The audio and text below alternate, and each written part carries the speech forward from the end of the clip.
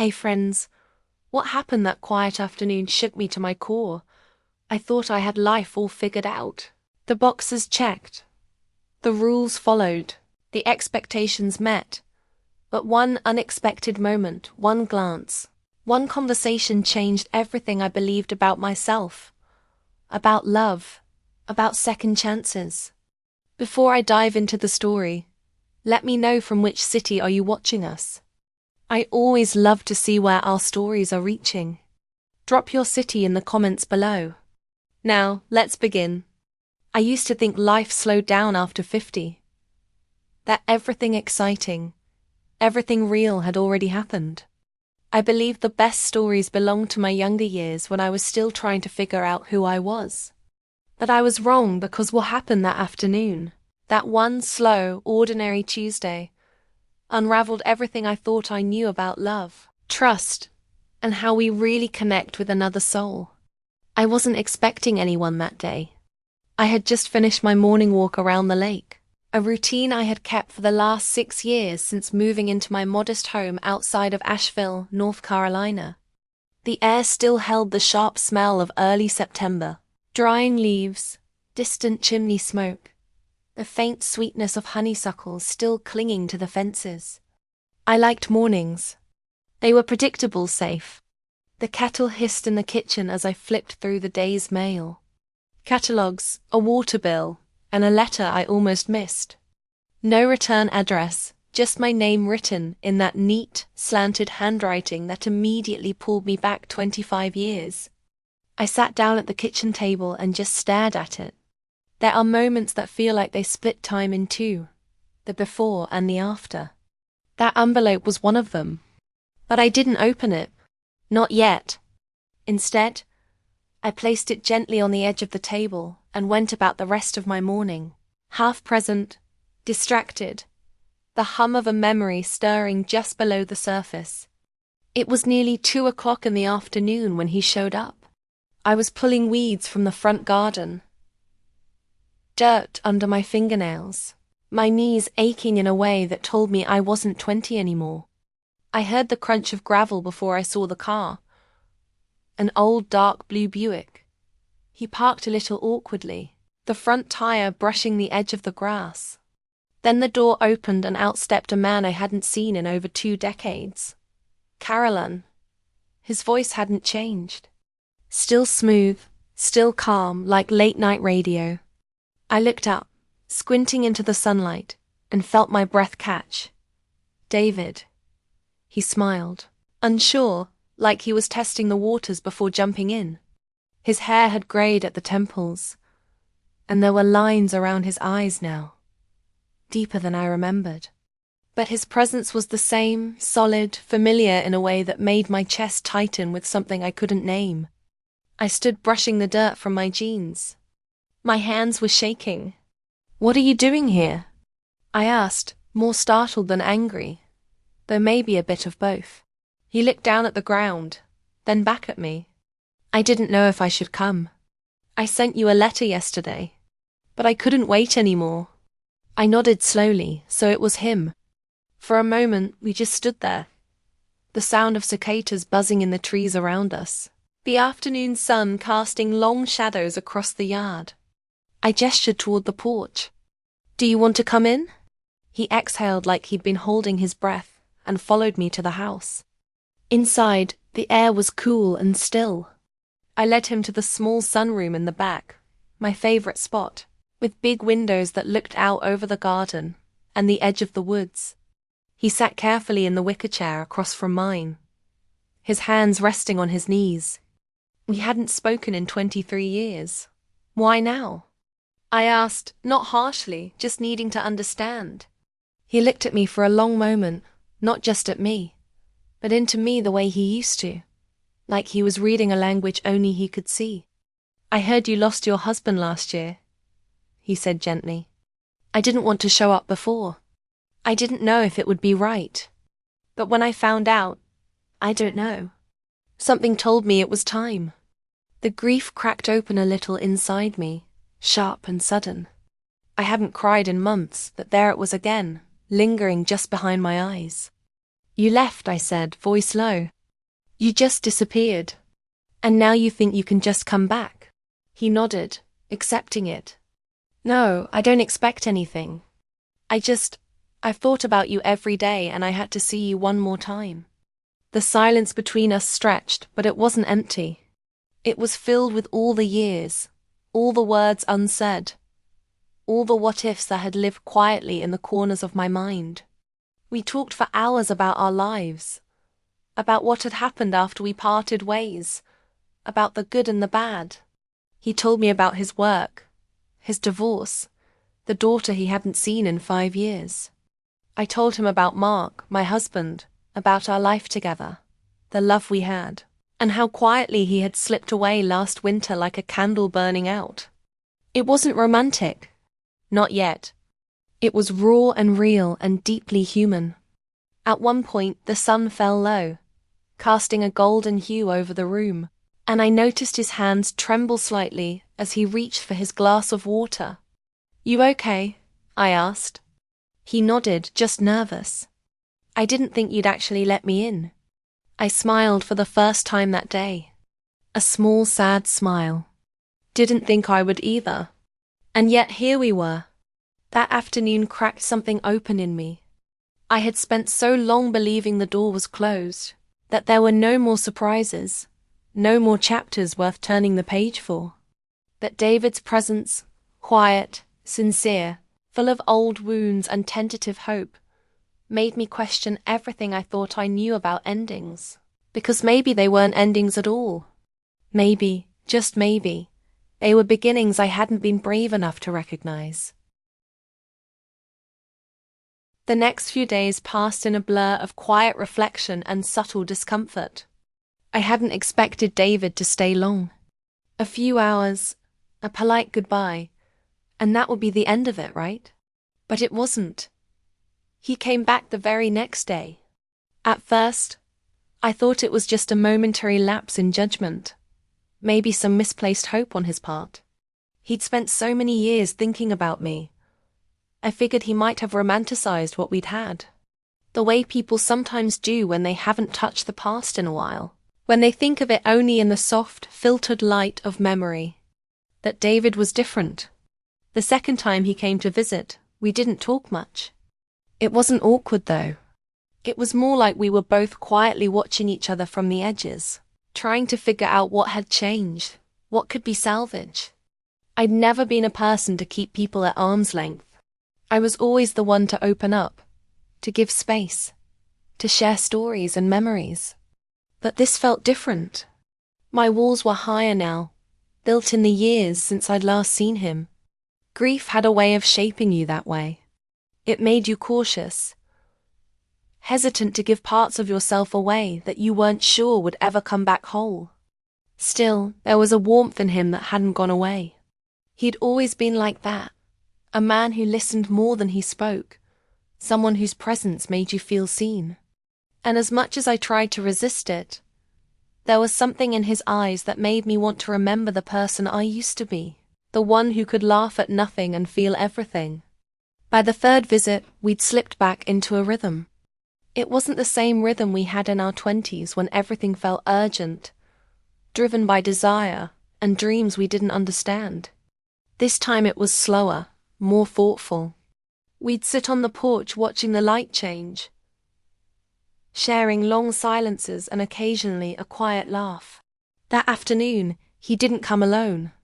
I was in the kitchen putting together a salad when I heard the crunch of tires on gravel again. This time, though, there was an extra sound, the unmistakable giggle of a child. I looked out the window and saw David standing next to his daughter. She was around 16 or 17, maybe, tall and willowy, with dark brown hair like his, though her eyes were more like her mother's. I didn't know what to expect when I saw her face, but I didn't expect to feel a pang of recognition, like a part of the past had just walked through my door. He waved at me, and I opened the door to greet them. His daughter, Emily, smiled chilly, standing a little behind her father. "Hi," she said softly. "It's nice to meet you." I smiled back, trying to hide the tightness in my chest. I wasn't prepared for this, for her to be so real, standing there in front of me. She was a stranger, but she was also a part of him, and that made it hard to keep my guard up. "Hi, Emily," I said, my voice sounding unsteady even to me. "It's nice to meet you too. Come on in. Let me put together some iced tea." David followed me inside, and Emily took a seat at the kitchen table. I could tell she was nervous, not quite sure how to bridge the gap between the woman who had once been her father's past and the woman she was now meeting for the first time. It felt strange, the three of us in that small room, like we were all trying to find our footing on a ground that hadn't yet settled. I set out the glasses, trying to keep myself busy, doing what I could to fill the silence. But then Emily broke it. "Did you know my dad when you were younger?" she asked, her voice hesitant, like she wasn't sure how far to push. I glanced at David, who gave me a small, almost apologetic smile. I could feel my chest tighten, but I didn't want to seem evasive.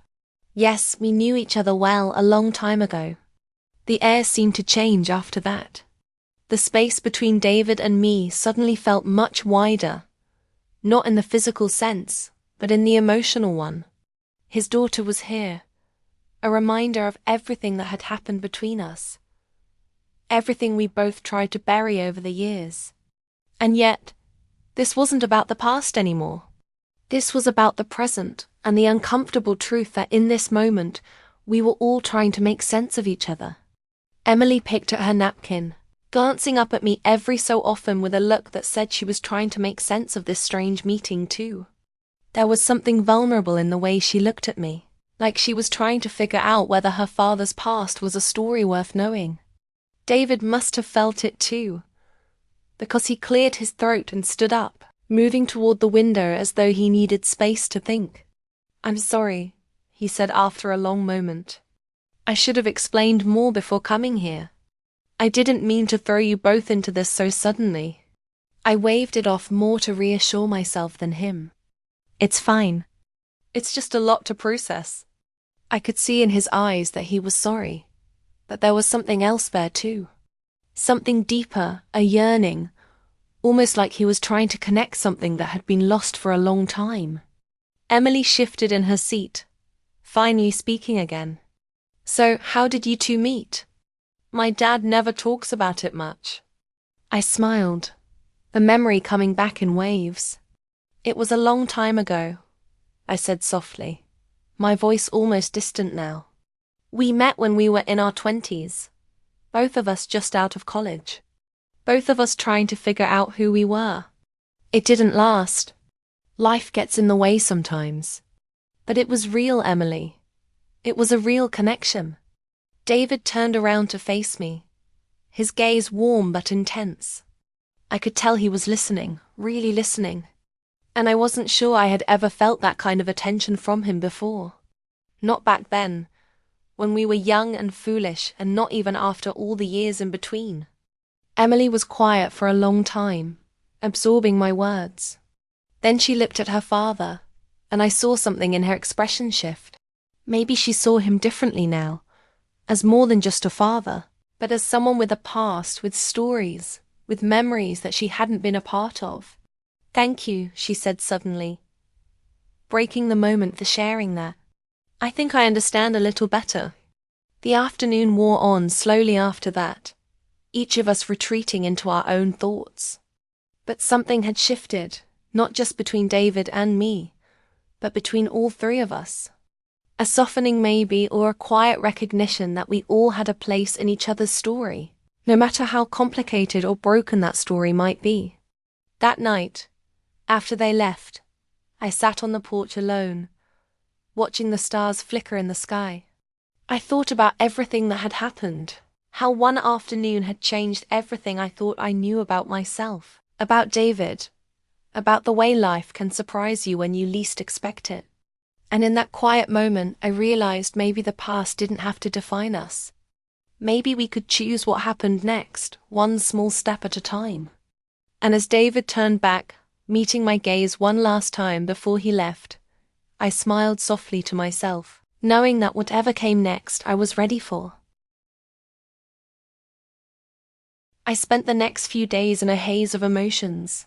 David's words had echoed in my mind, playing over and over, refusing to be ignored. He was here now, really here, and I had no idea what to do with that. I kept myself busy, working in the garden, taking walks, doing everything I could to distract myself from the weight of his confession. But the truth was, I didn't need distractions. I needed answers. And more than anything, I needed time to figure out who I was in this strange new chapter of my life. I didn't expect to see David for a few days after our conversation on the porch. I wasn't sure if I was ready to face him again. There was so much to process, so many feelings I hadn't even named yet. But he showed up unannounced like he had so many times before. I was in the kitchen prepping dinner when I heard the familiar crunch of gravel under tires. This time, though, I didn't feel the nervous flutter in my chest. I didn't feel the old anticipation that used to stir in me whenever I saw him. Instead, I felt something quieter, a steady pulse of curiosity, of uncertainty, but also of something else, something I couldn't name yet. He knocked softly on the door, his usual way of announcing himself. "Carolyn." His voice was soft, almost tentative. I opened the door and stepped aside to let him in, my heart thumping against my ribs. It had been a few days, but it felt like a lifetime. He looked just the same as he always did, a little older, a little grayer, but still the same man who had once made me laugh and made me think. The man who had made me feel understood, seen, and known. "Hi," I said quietly, unsure of what to say. "Hi," he replied, his eyes searching mine as if looking for permission for some sign of what came next. We stood there for a moment, the quiet stretching out between us. Neither of us knew what to say, and that for once was okay. Finally, I stepped back, motioning toward the living room. "Come sit down. Would you like something to drink?" He shook his head. "Just you. Just your time. If that's okay." I couldn't help but smile at his earnestness. "Of course. Come in. I was just getting dinner ready, but I can put it on hold for a while." David sat down in his usual chair by the window. It was almost surreal having him here again in this small room I had claimed as my own sanctuary. For so long it had been just me and the sound of my thoughts, and now suddenly there he was. A piece of my past, and yet so very much part of my present. We sat there for a long time just talking about small things. The weather, his daughter Emily, who was spending the weekend with her mother, the house, my work with the local animal shelter. Nothing important really, but somehow everything felt important. It was like we were both circling something too big to name just yet. It wasn't until later, when we were sitting in the quiet of the evening, the soft hum of crickets outside, and the last golden slivers of sunlight slipping through the blinds, that the conversation shifted. "You've been distant," David said, his voice gentle but not unobservant. "I can feel it. I know it's not easy what I've asked of you, but I need to know. Are you still here in this with me?" I didn't answer right away. Instead, I looked out the window, watching the twilight descend over the trees. I wasn't sure how to explain what I was feeling, or if I even understood it myself. "I don't know," I said honestly. "I'm not sure who I am in all of this, David. I thought I had everything figured out. I thought I knew where my life was going. And now I don't know what to think." He nodded, his expression softening. "I'm not asking you to have all the answers. I'm not asking you to go back to who you were. I just want to be here now.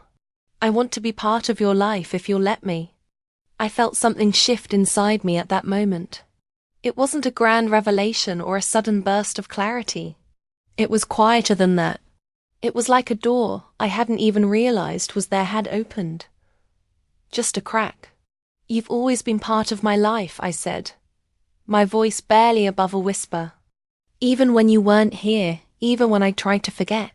David didn't say anything in response. He didn't need to. The words hung between us, heavy with meaning. We didn't need to go back to what we were.